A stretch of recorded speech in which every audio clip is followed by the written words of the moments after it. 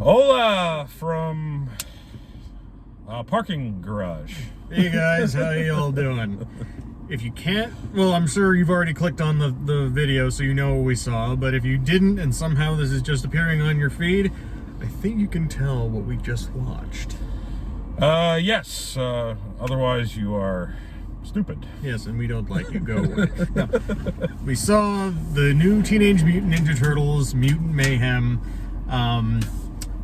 Going in, I didn't have a whole lot of expectations, because like guys our age grew up with the Teenage Mutant Ninja Turtles. It was a big part of my childhood, the cartoon and toys and video games and this and that and the other. So, it's one of those sacred properties that you just, you want them to get right.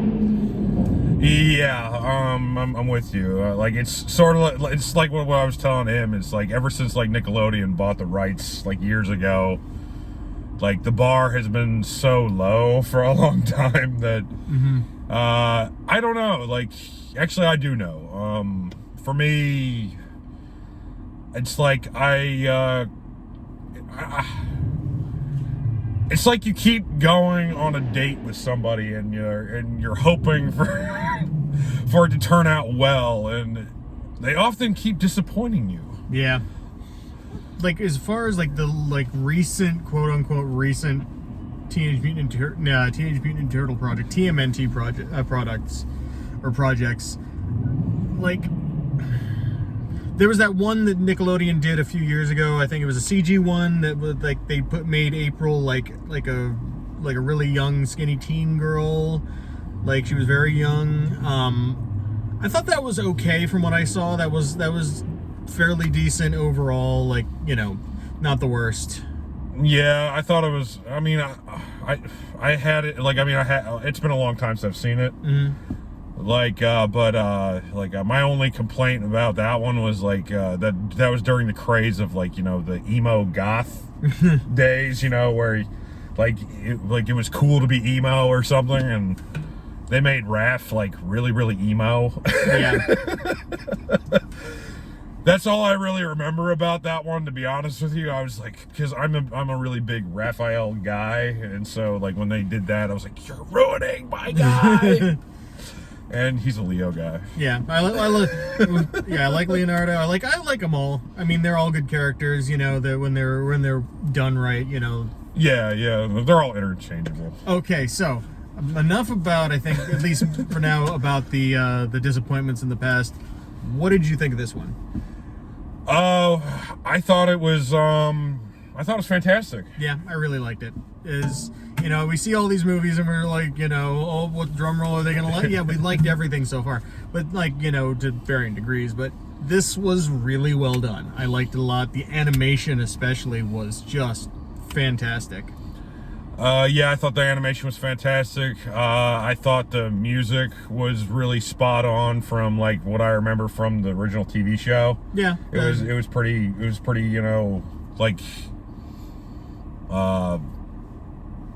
hypnotic at points. I liked like I said, the needle drop sort of songs. The way they used the music was really good. Yeah, fun, funny. Just well implemented or well integrated into the thing. Just overall, just a lot of fun overall. This was definitely one for like a movie audience, like to go out and check out in the theaters. Yeah. It was a fun time. However, I did want to kill the people that were sitting next to me. Yeah. Apparently they wouldn't stop talking. I didn't hear them because I was just like on the other side of it. But it is what it is. Don't be that guy, or don't be that person. Like there's like a little banter back and forth between the person next to you is one thing, but if you're theater etiquette is important. Exactly.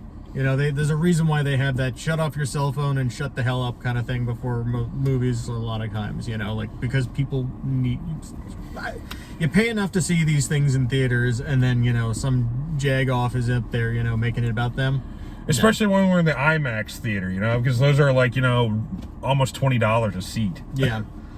I mean, luckily we have like the AMC Stubs package, you know, like, so we get to see like 3 movies a week. Yep. So it doesn't really like affect us, but I mean, like, as you know, the consumer, like, if somebody didn't have it and they were in our shoes, then like they probably won't come back.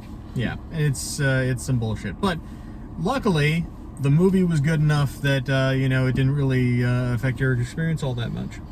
No, I thought it was really good. The pacing was well done. Very funny. Yeah, it was very funny. It was a nice, different take on certain things.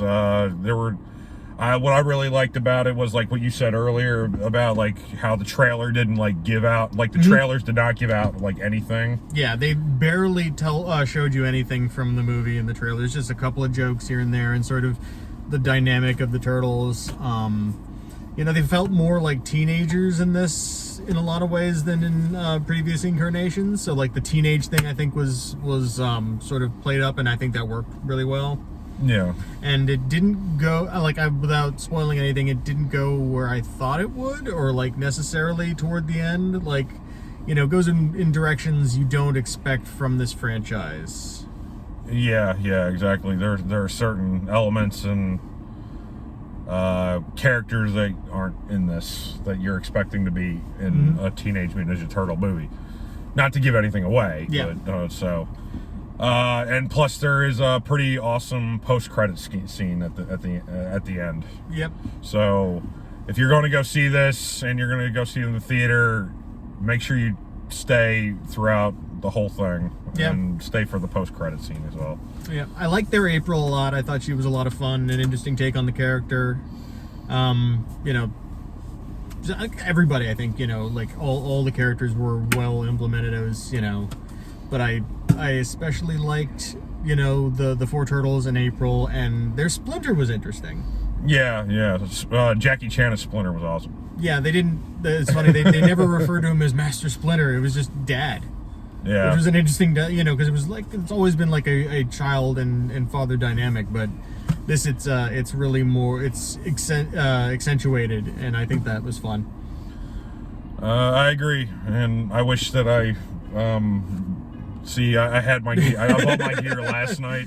Yeah. And I took it home with me, and I left it at home because like I was afraid, you know, like whenever AMC comes out with these things, like they sell out of these collectible, especially when it's Teenage Mutant Ninja Turtles. I lost out on the Mario tub when it came out because it sold out like right away. Yeah, they have the this popcorn bucket which has a New York City sewer top. Yeah, and it's got the cool graffiti and the thing, and on the inside there's let's see if you can even see it there, you know. Yeah. It's the various turtles. Oh yeah, it even has like, oh that's cool. It even has artwork on the inside. Yeah, they went really nice with that, and that's high quality stuff. The drink has your choice of turtle, and since I chose Leo, I got Leo. And I mean, I find it funny, you know, like because like Teenage Mutant Ninja Turtles, like the you know, the quality has, you know, varied over the years, but you know, it's still as popular, just like almost like Mario. Yeah, it's, you know what I mean? I think that it's such a good property, and it's so evergreen, and like you just have to like modify it slightly to fit the times and the generation, but like it's just something that resonates with people, and it's, you know, it's silly and it's dorky, and it's made up, it's like, you know, based on a very like a pun or like a dumb concept idea from Eastman and Laird, but yeah, you know, just like the, you know, you people growing up with us, you know, you think, you know, Teenage Mutant Ninja Turtles, it's a thing, but if you actually think back, it's a really silly concept that was just made up by like two guys, you know, goofing on one another in their office, but it just works, and yeah, it's taken off and it's sustained. Yeah. Over the years, even though the property, you know, hasn't. It's like sort of like Sonic, you know. Yeah.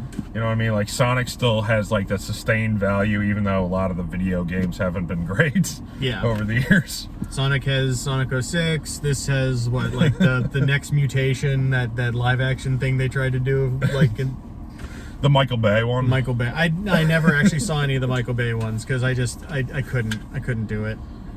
But, well, we are thinking about possibly like doing a rating of all the films. mm-hmm.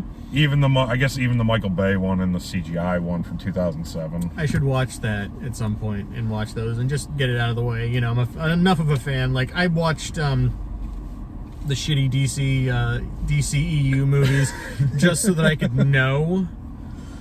So I'll probably do that. Like, they can't be worse than Batman v Superman. But like, compared to, let's go back to the original 1990s live action movie and like the others. I'd say, you know, this had actually a couple callbacks in some ways to, like, you know, little nods to the comics and the movies and the cartoon and things like that. And it's, you know, it's sort of an amalgamation of all of them. And it's a love letter. Like, clearly the people who made this love the Ninja Turtles. Yeah, I definitely. I didn't get a feeling like this was a cash grab. Yeah.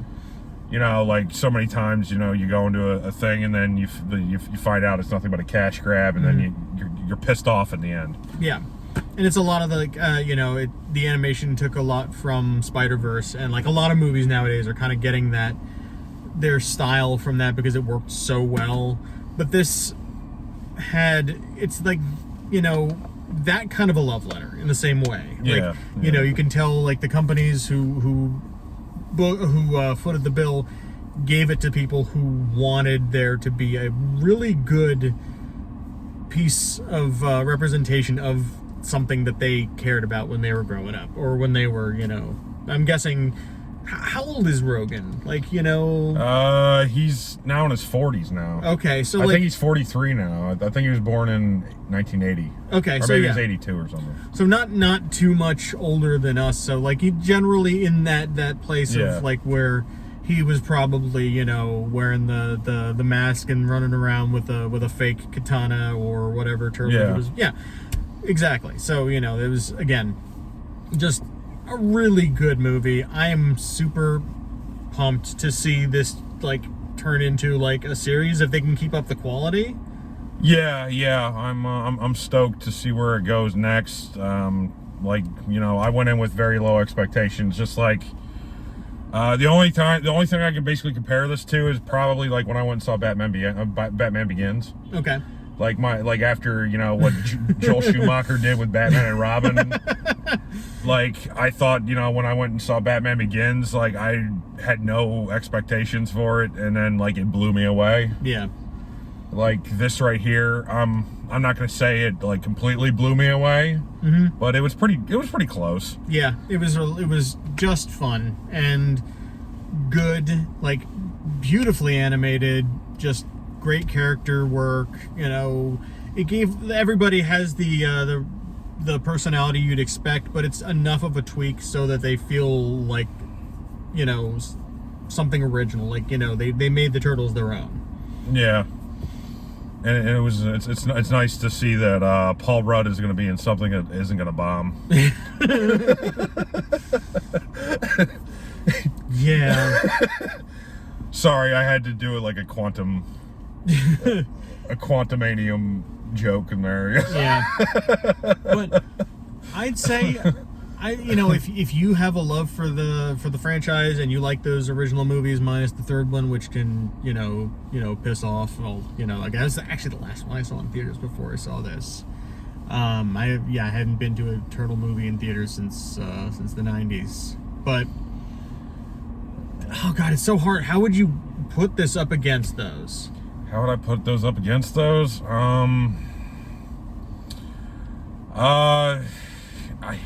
That's a good question. Yeah. I mean, I would say that this one basically was a nice resurrection from the dead. Yeah.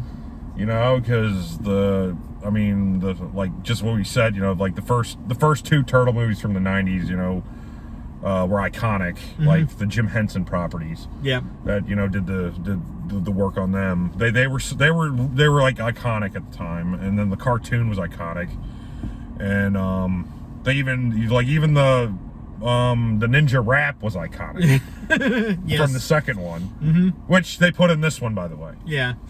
I don't know if that's a spoiler or not, because they actually put that out there in the news. Yeah, I didn't know, but it was fun. It was fun just having that like pop in there. You know, a lot of little callbacks, a lot of little nods, and yeah, I say this is on par in a lot of ways with the original two movies, with its own, but it's so much its own thing. Yeah, because it doesn't directly adhere to the original narrative, the original, the Eastman and Laird comics or the cartoon or anything. It's, they all do their own thing. Yeah. But it's sort of a collage of all of it.